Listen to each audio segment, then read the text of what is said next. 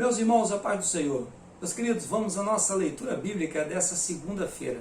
O texto sugerido para nós hoje encontra-se em Atos capítulo 13, versículo 1, que nos diz assim: Na igreja que estava em Antioquia havia alguns profetas e doutores, a saber, Barnabé e Simão, chamado Níger, e Lúcio, Cirineu, e Manaém, que fora criado com Herodes, o tetrarca, e Saulo.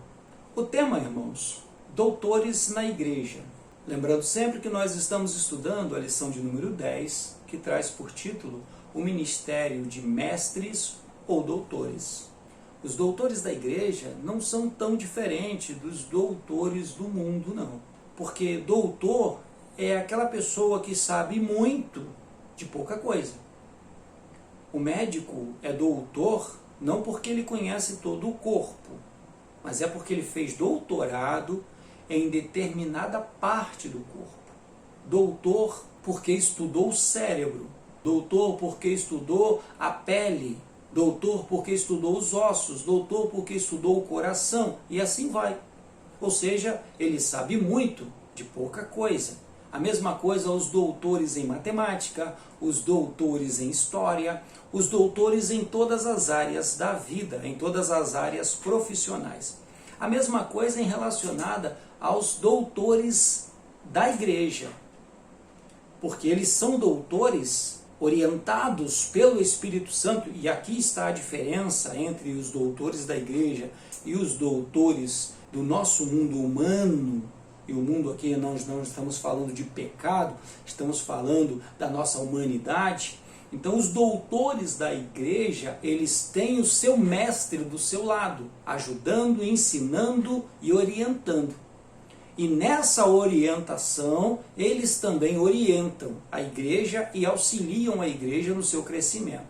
Em Atos 2:42, a palavra nos diz que os novos convertidos, as pessoas que acabaram de aceitar o Senhor Jesus, eles, ao tomarem o contato, ao viverem junto com a igreja, eles passavam a perseverar na doutrina dos apóstolos, ou seja, nos ensinamentos que os apóstolos passavam para eles, que foi aquilo que eles aprenderam com o Senhor Jesus, ou que aprenderam, no caso de Paulo, na sua própria vida, no que ele foi orientado.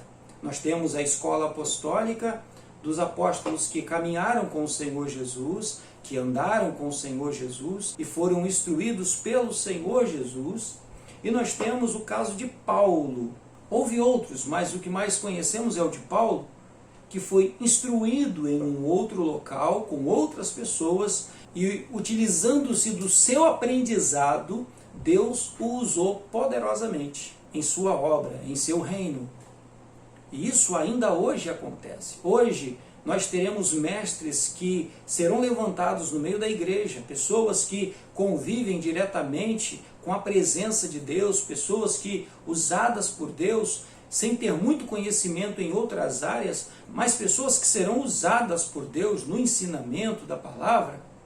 Enquanto isso, teremos outras pessoas que virão de suas profissões, porque aprenderam sobre linguística, porque aprenderam sobre escrita, porque aprenderam sobre literatura, sobre história. Independente do seu aprendizado secular, o Senhor usa esses seus conhecimentos, esse seu aprendizado aqui dentro da obra também, para assim prosseguirem o ensinamento da palavra de Deus.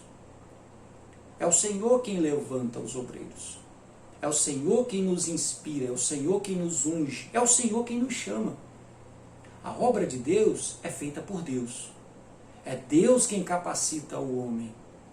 Nós temos responsabilidades, nós temos que estudar, nós temos que nos informar, mas de nada vale o meu aprendizado secular se o Espírito Santo não estiver sobre a minha vida e não estiver me orientando. Então nós precisamos tanto do aprendizado secular, quanto precisamos da presença do Espírito Santo. É crescer na graça e no conhecimento. Amém? Que Deus nos abençoe. Tenhamos todos um excelente dia. Fiquem em paz.